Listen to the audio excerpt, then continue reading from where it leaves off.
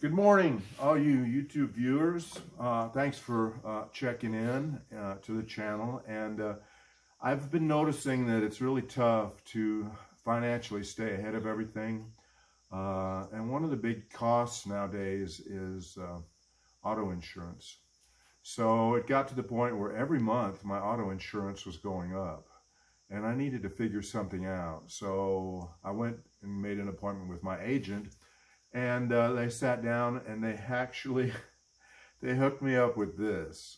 It's a little device, and you download the Safe Driving app on your telephone, and it records 5 different areas on your phone, which you can check regularly. And in a minute, I'm going to show you what those look like. And I also want to tell you some pros and some cons to having this app and using it to lower your insurance. Now, I lowered my insurance cost by over $400 and some every 6 months. And I'm using 5 different vehicles for that discount. Along with the other discounts, it's really helpful. And, you know, it's going to look at your cornering. It's going to look at your acceleration. It's going to look at your braking. It's also going to look at, I made a few notes here, your speed and your I already said cornering, and your phone distraction, your speed and your phone distraction. So if you've got a cell phone, tie that sucker down because if it goes to moving while you're driving, this device is very sensitive. Not that they hold that against you at this time, I'm told. They're not looking at that. But in a lot of states, it's you know, illegal to drive while you're on the phone. Here it is here in Tennessee. So you have to pull over. But even when you pull over, if you don't turn your vehicle off, it'll register that you're on your phone. And what they do is they give you these things called events. So I've had several events. But my scores are still pretty good. They're running 96 and 100 in several areas, and 90, I think, in braking. And that goes on with the pros and the cons. I'd like to show you now what that looks like on your telephone. So let me grab that. I'll be right back. Here we're looking at the screen that shows you what your performance has been like over the last 14 days. With regard to braking, acceleration, speed, cornering, and phone distraction. All right.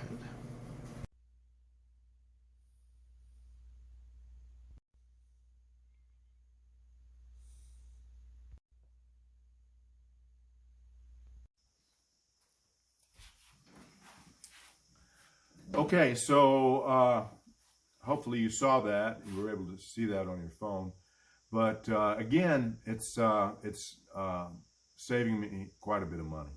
So the issue I had at first was the braking and then the acceleration. And the issue there is if you're coming to a red light and it turns yellow on you, some people choose to try to slow down and stop, and some people will speed up to get through it. Well, either one of those issues can be classified as an event. So you want to be careful if you have this, and take your time. And I always say drive like you're my age, not like you're in the 20s or 30s again. So anyway, let's go over some of the cons. One of the cons I noticed was that if your device is not locked down and if your phone is not locked down, it's going to register some movement. And people that are cutting you off, I got to a stop sign in Florence yesterday, and someone pulled in front of me, and I had to step on the brake to avoid hitting them, and that caused an event. And then as you saw on the phones, it shows the maps, and on the map, it uses Google Maps, and it'll show you events that happen where you've been speeding. I got 59 and 55, and it gave me an event. And the problem with the speed, it's a con, is that you see where the speed limit starts, but it doesn't tell you where it stops. So a lot of times you could be coming into a speed zone or leaving one, and you'll increase or decrease your speed, and usually increasing it gives you an event. Another thing is if there's someone trying to pull up on the side and they're going fast, like I had a dump truck coming up on my right side and they were speeding, and the two lanes were going to merge into one. Well, I had to step on the gas in order to keep him from trying to pass me, because there wasn't enough distance for me to slow down. Would have given me an event also, because it was not very much distance, maybe 50 feet. So I sped up, and he got in behind me.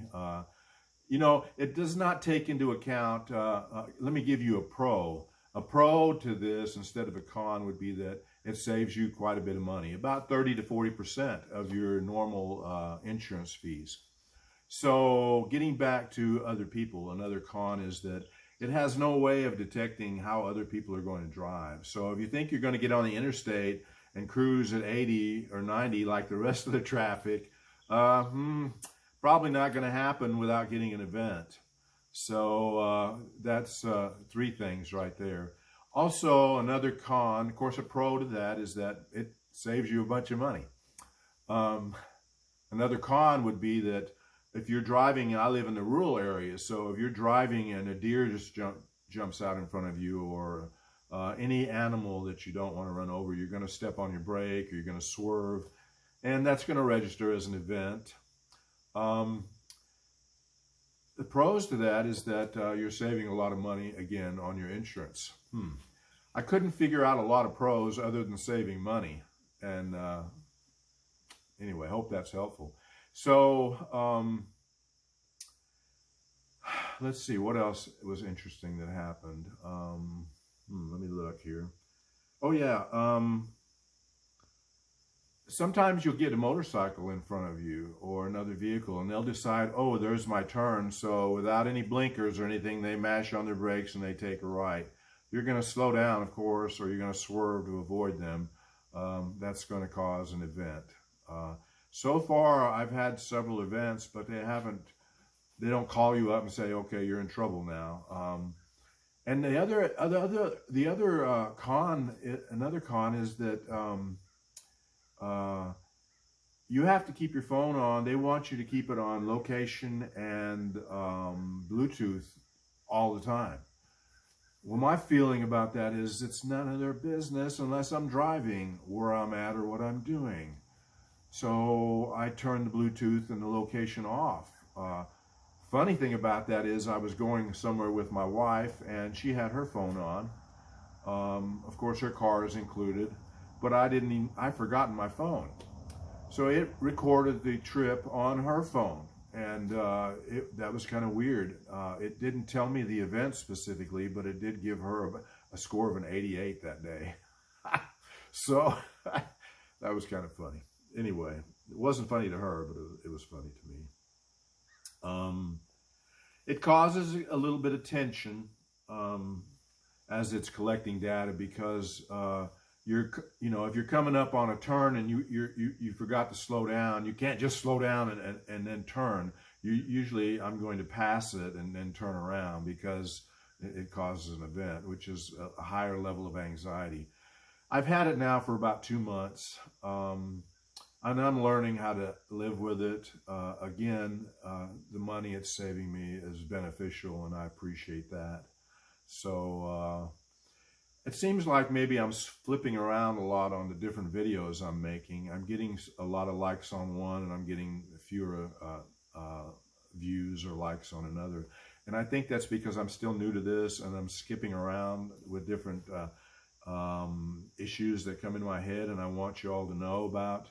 But my motorcycle videos are getting good views, so I'm going to keep on making some videos there, and some repairs that need to be done. And on the E46, I need to do some work to it, so I'll be recording those, and hopefully y'all will get some good information from those if you're an E46 or BMW owner.